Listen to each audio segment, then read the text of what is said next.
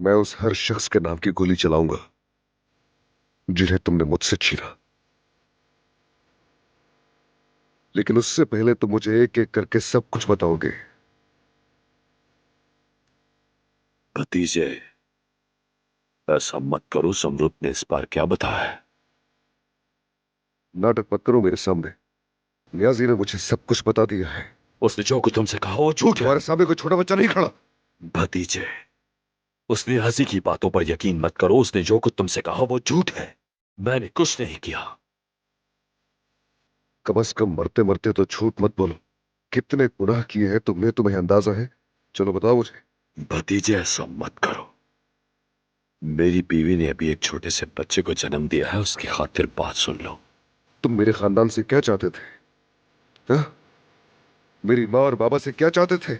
मेरे चाचा से क्या चाहते थे? अदनान, बात सुनो मेरी।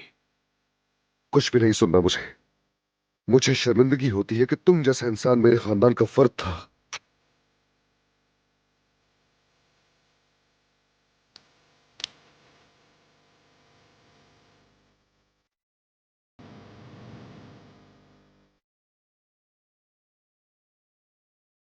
तुमने किसी पर रहम नहीं किया, तुम पर भी रहम नहीं किया जाएगा।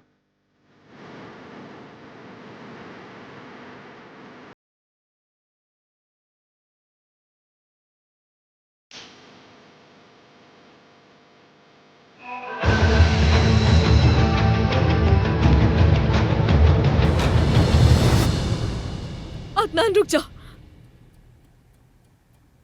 जरूरत तुम बाहर चली जाओ।